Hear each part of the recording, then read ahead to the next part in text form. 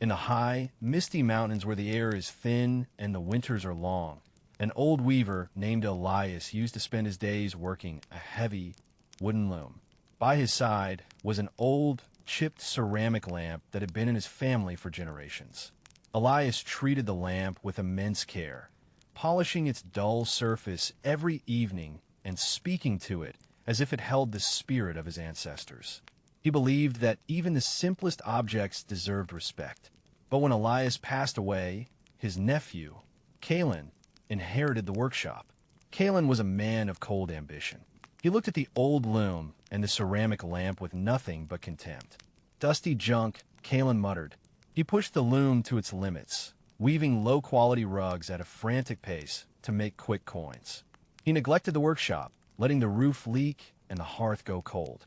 The ceramic lamp, once polished and bright, was tossed into a dark corner, covered in grime and soot. Kaelen would often kick it out of the way, cursing its presence. "Why do I keep this heavy, useless clay?" Kaelen grumbled. Every night, in the freezing shadows of the corner, the lamp seemed to sit in silent endurance. If a lamp could pray, it would have asked for nothing more than a spark of warmth and a hand that didn't strike it. On the other side of the mountain lived a woman named Sarah. Years ago, a mountain slide had taken her home and her family, leaving her with nothing but a small, stubborn goat named Pip. Sarah worked the rocky soil to grow what little she could. She was a woman of deep, quiet faith, though her heart was heavy with the silence of her lonely life. Each night, she would look at the stars and whisper, "Let me find a purpose again. Give me the strength to be useful." Pip would nudge her hand, offering the only comfort he knew. One evening, while Sarah was climbing a steep ridge to gather dry brush, the earth gave way. She tumbled down a rocky slope, her legs snapping with a sickening crack.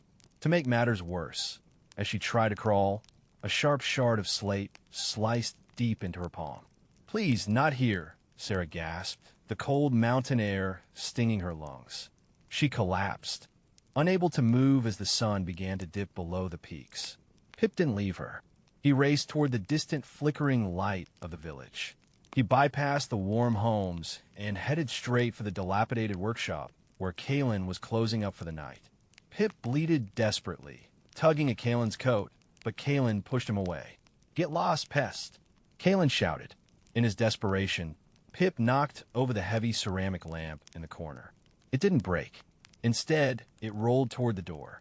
Kaelen, annoyed, went to grab it, but the lamp's round shape and heavy weight caused it to roll further down the path, guided by the slope and the goat's frantic nudging.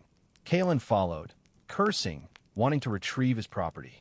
The lamp rolled until it hit a soft patch of earth right where Sarah lay shivering. Kaelen reached the spot, out of breath, and stopped dead. He saw Sarah, pale and bleeding in the dirt. The sight of the woman's suffering broke something through Kaelen's icy heart. He looked at the lamp, the useless object that had led him here, and then at Sarah. Kaelen used his strength to carry Sarah back to the village, while Pip followed closely behind. The village healer tended to her wounds, and for the first time in years, Kaelen stayed by someone's side without thinking of profit. When Sarah recovered, she had no home to return to. Kaelen, humbled by the event, offered her a place in the workshop. He realized that the lamp he had mistreated had saved a life, and in doing so, had saved his own soul from bitterness. Sarah brought life back to the workshop, and Kaelen rediscovered the patience his uncle once had. We often fail to see the value in the things and people around us when we are blinded by our own greed or hardship.